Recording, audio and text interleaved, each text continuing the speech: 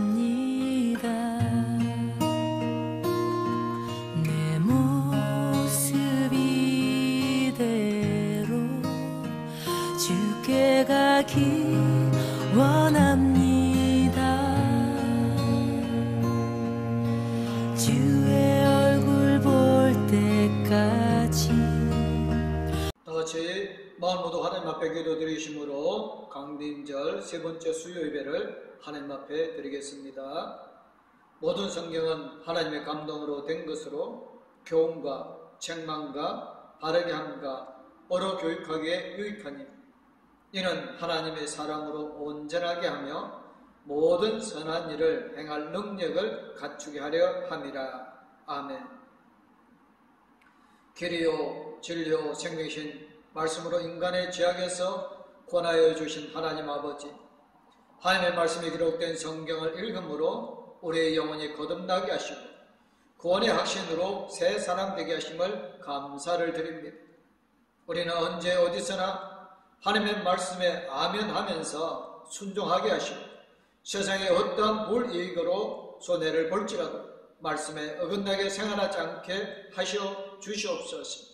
날마다 하나님의 말씀을 듣고 읽음으로 마귀의 유혹에 빠지지 않게 하시고 성경 말씀을 실천하는 복음적인 삶으로 하나님의 축복을 받는 성도가 되어지게 하여 주시옵기를 예수님의 이름으로 기도드리옵나이다.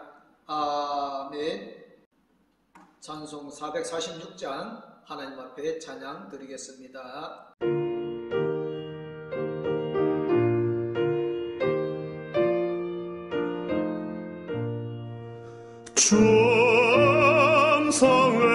충성에는 참 기쁨 없도다. 날 사랑하신 주늘 계시옵소서. 기쁘고 기쁘도다. 항상 기쁘도다. 나 주께 왔사오니 복 주옵소서. 나 주께 왔으니 복 주시옵소서. 주 함께 계시면 큰 시험이기네. 기쁘고 기쁘도다. 항상 기쁘도다. 나 주께 왔사오니 복 주옵소서.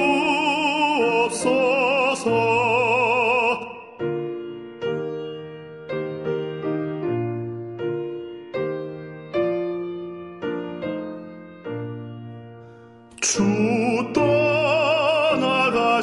떠나가시면 내 생명 헛되네. 기쁘나 슬플 때 늘 계시옵소서. 기쁘고 기쁘도다. 항상 기쁘도다. 나 주께 왔사오니 복 주옵소서. 그 귀한 언약을 이루어 주시고 주 명령 따를 때 늘 계시옵소서. 기쁘고 기쁘도다. 항상 기쁘도다. 나 주께 왔사오니 복 주옵소서.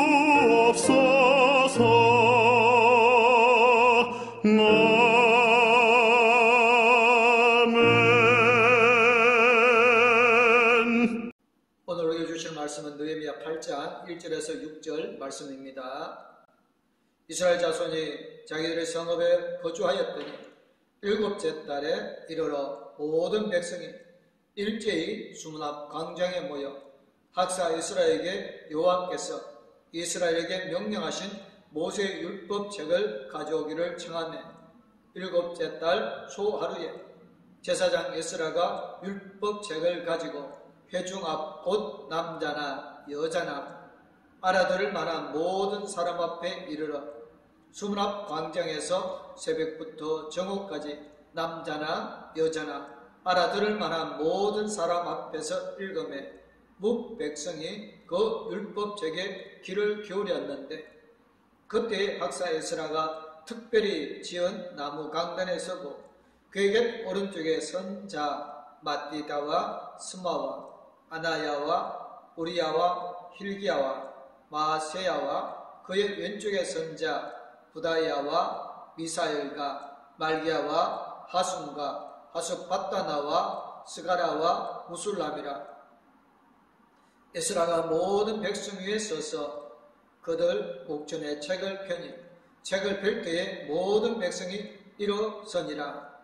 에스라가 위대하신 하나님 여호와를 송축하며 모든 백성이 손을 들고 아멘 아멘 하고 응답하고 몸을 굽혀 얼굴을 땅에 대고 여호와께 경배하니라.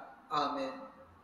찬송가 357장 하나님 앞에 찬양 드리겠습니다.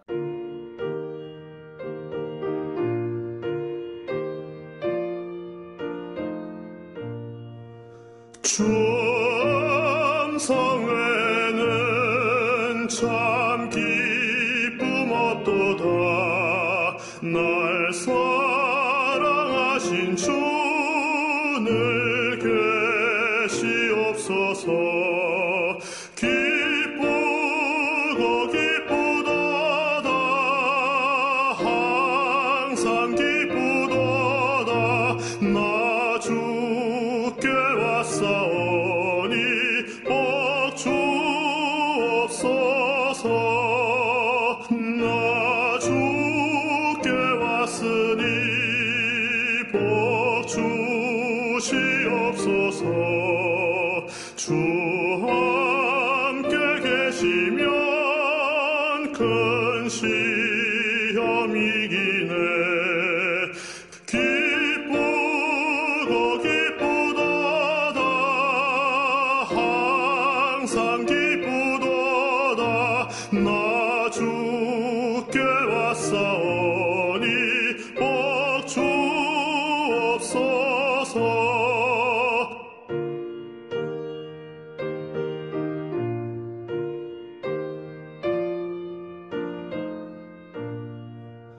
주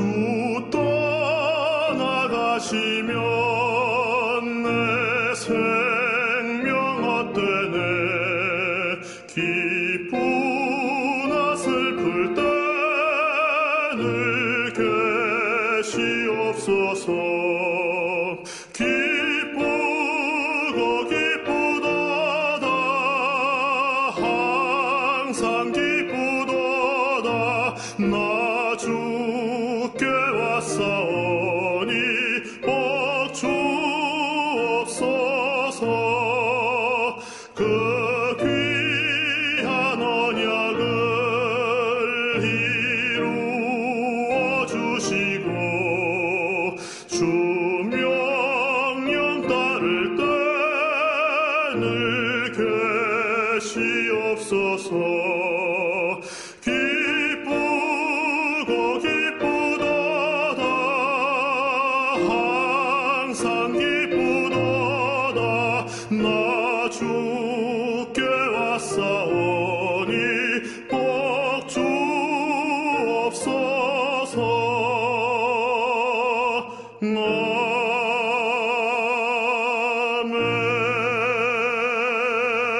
아멘. 우리의 신앙의 근거는 무엇이겠습니까?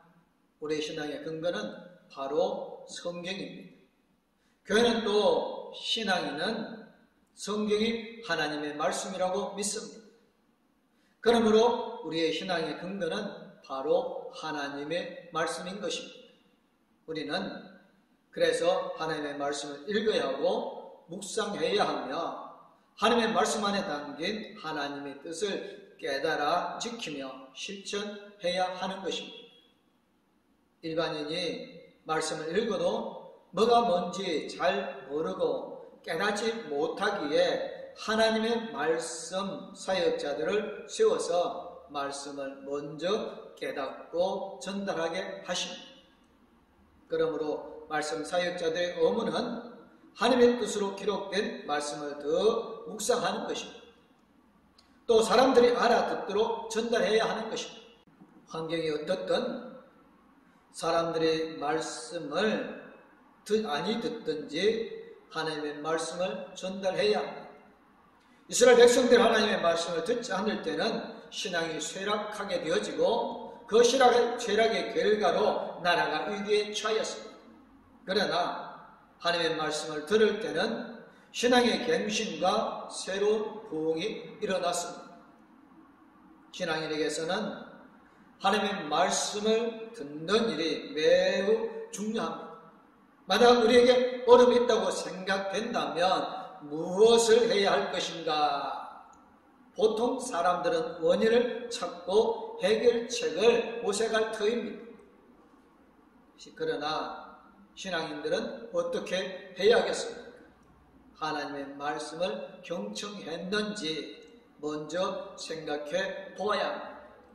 단순히 귀로만 듣는 게 아니고 마음으로 들었는지 전심으로 들었는지 반성해야만 합니다. 그리고 함께 모여서 하나님의 말씀을 경청해야 하는 것입니다.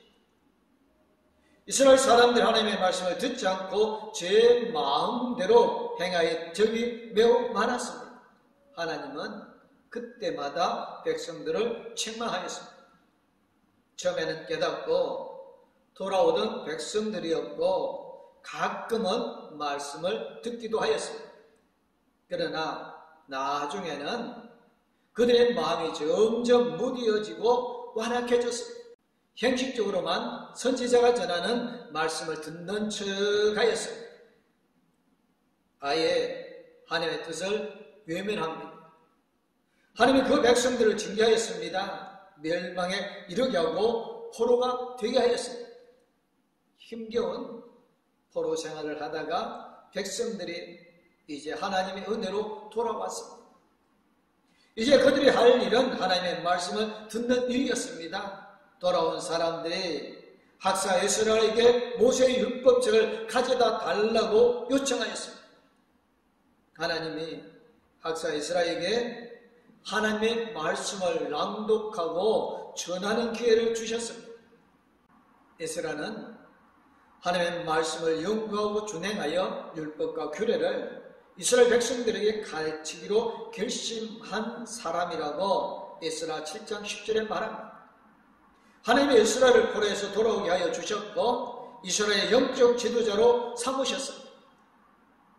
영적 지도자가 할 일은 하나님의 말씀을 전하는 일이었습니다. 전하는데 자기 깨달은 것을 전하기보다는 순수하게 하나님의 말씀을 있는 그대로 들려주는 것이 더 좋았습니다. 하나님의 이스라엘을 모세의 율법책을 가지고 남녀노소가 모인 사람들 앞에 서게 하였습니다. 사람들 앞에 섰다는 것은 말씀을 들려줄 준비를 갖추었다는 것을 의미하는 것입니다. 그래서 에스라는 잘 준비된 사람으로 하나님의 말씀을 이스라엘 백성들에게 가르칩니다. 백성들이 에스라에게 모세의 율법책을 가져달라고 요청하는데 이 요청은 시대적인 요청이었고 그 상황에서 가장 기본적이고 절박한 요청이었습니다. 하나님이 백성들에게 무엇이 필요한지를 깨닫게 하여 주셨던 것입니다. 그리고 에스라에게 말씀을 읽어서 돌려줄 기회를 만들어 주십니다. 이제 학사 에스라가 모세의 율법책을 낭독하게 되어집니다. 율법책을 읽고 해석하지도 않고 풀어주지도 않았습니다. 그냥 읽어만 주었을 뿐입니다. 수문학 광장에서 새벽부터 저녁까지 남녀 모두가 알아들을 수 만한 사람들 앞에서 에스라가 성경책, 즉 율법책을 낭독합니다. 새벽부터 정오까지는 적어도 6시간 정도를 낭독한 셈인 것입니다. 사람들이 알아듣도록 또렷하게 낭독해야 하고 멀리 떨어진 사람들도 알아들을 수 있도록 우렁찬 목소리로 낭독을 해야 했습니다. 6시간 동안 낭독을 하면 낭독하는 사람은 물론이고 듣는 사람도 엄청 피곤할 터입니다. 그런데 말씀을 듣기를 원했던 사람들이므로 듣는데도 피곤하지 않았습니다. 하나님의 말씀을 사모하는 마음이 있기 때문에 그런 것이었습니다.